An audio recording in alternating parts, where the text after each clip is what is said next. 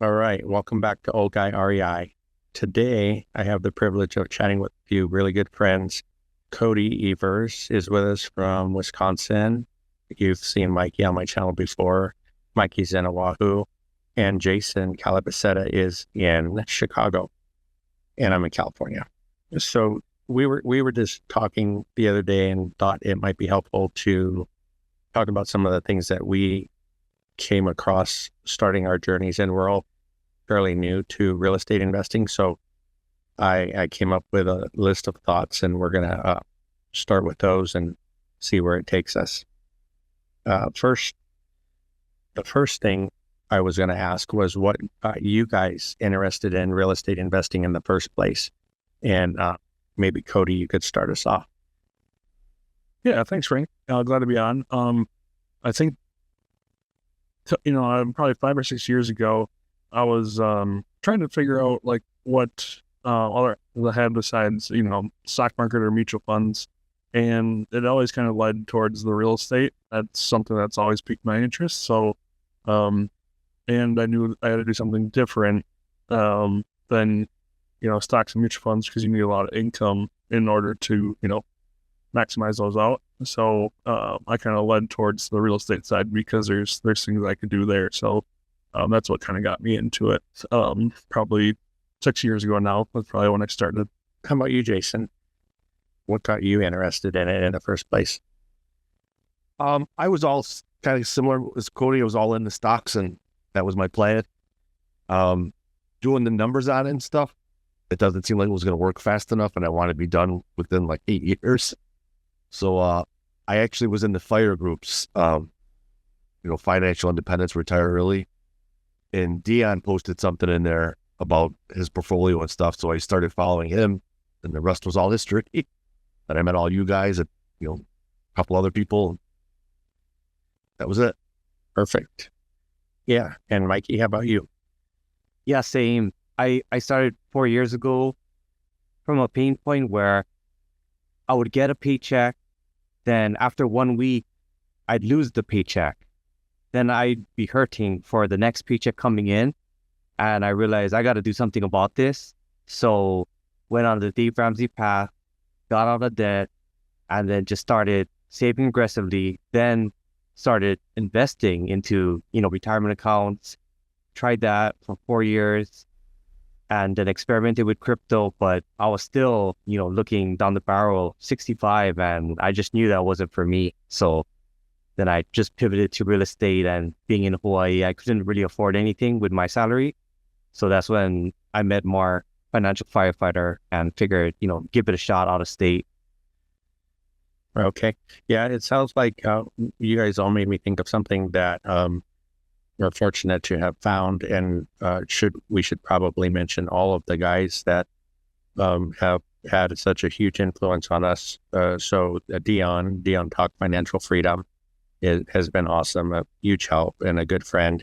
The Lumberjack Landlord, Matt Hawkins, and Millennial Mike, who's investing out of state in Gary, Indiana. And of course, Michael Zuber, who I think that was the starting point for me. I ran across him on Bigger Pocket. And then once I started watching him, as you guys know, he interviewed Casey Francini on his channel. And she was the first mentor that we actually paid for her mentorship program. So, without those guys, I'm sure I wouldn't be here.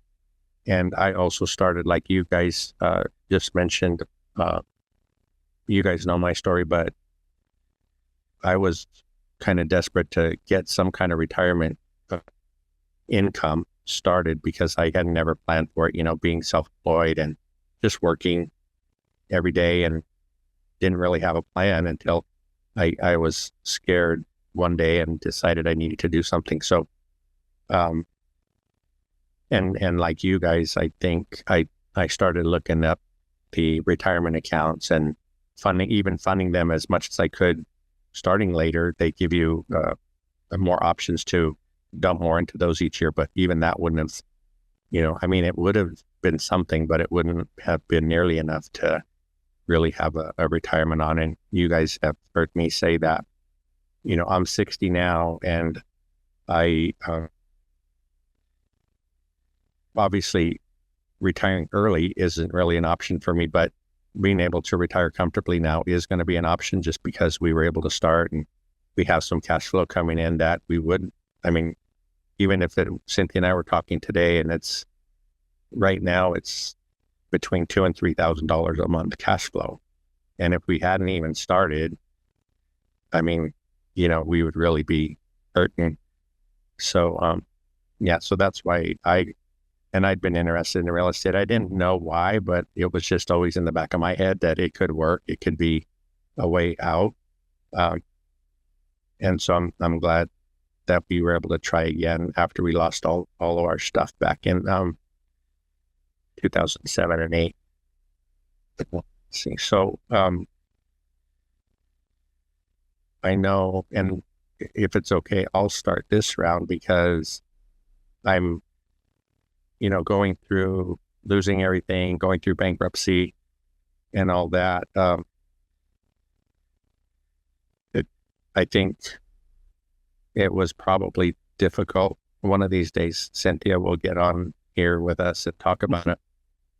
I'm really happy and glad that she agreed to go at it again because we lost everything the first time, or I did. So I think I'm pretty fortunate that she trusted me again to do it. And let's see, I know Cody, Miranda, your wife, we don't really chat too much with her or about her, but how does she feel about the real estate? So it took a little while to kind of get her warmed up to the idea. Initially we started with house hacking, and so we already had a house that we lived in originally. A pretty nice place, nothing too crazy, but it was pretty nice starter house.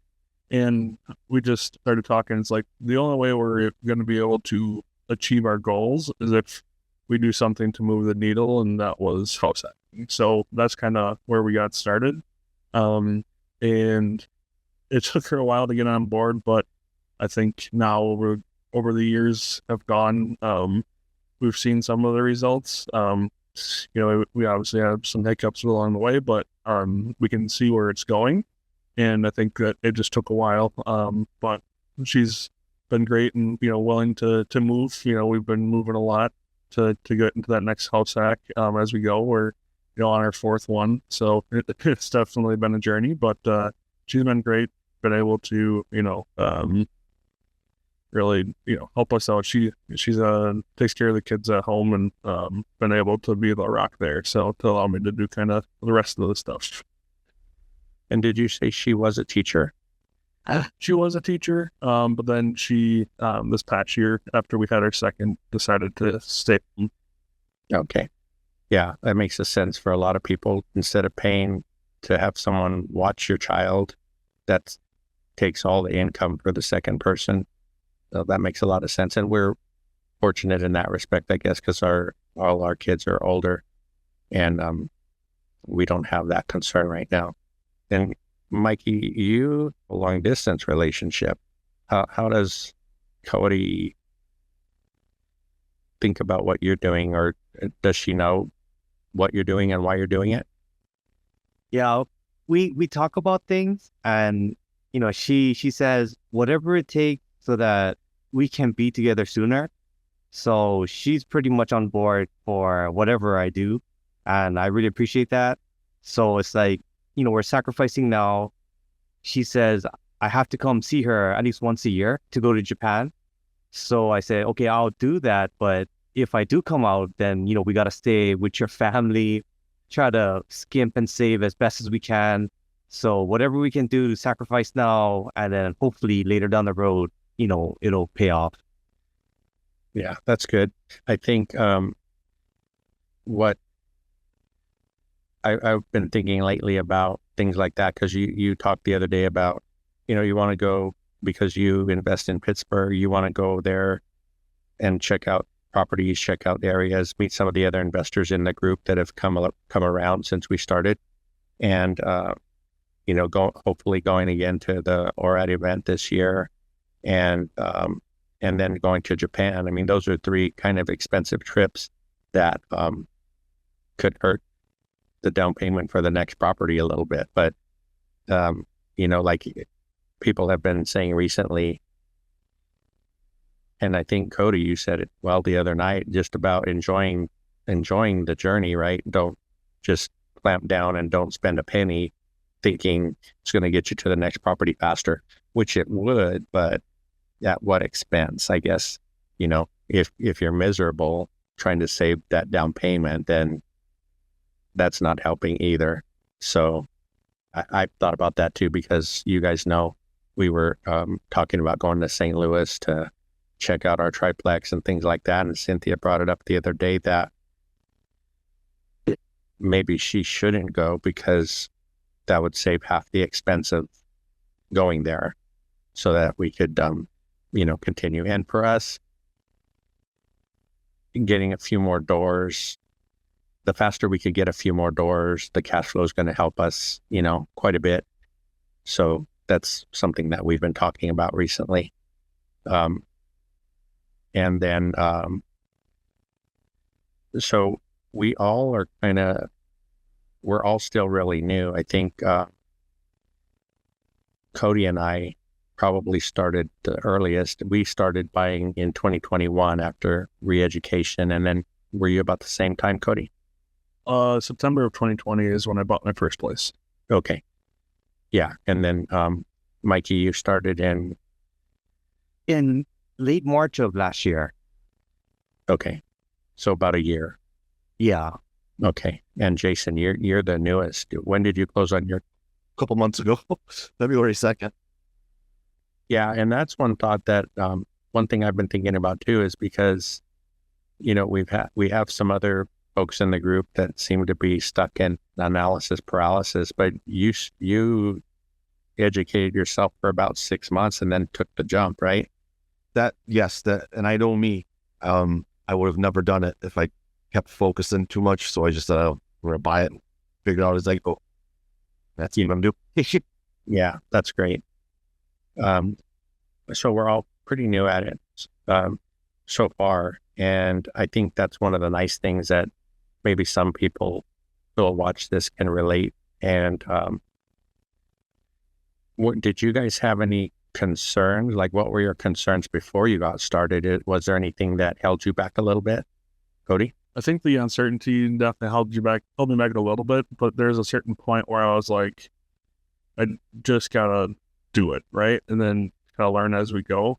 Even if it's not a slam dunk deal, it's still better to get into the game. And I thought that house hacking was the easiest way to do that because, you could always afford the other set, like the total payment by yourself.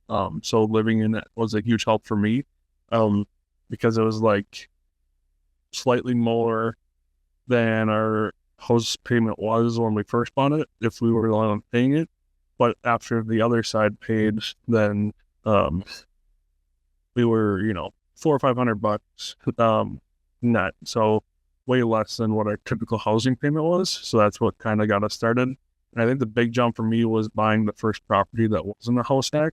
And that was, I think, a little bit more scary than the house hack even, because then it needs to support itself versus, our income applying to that. Yeah, I think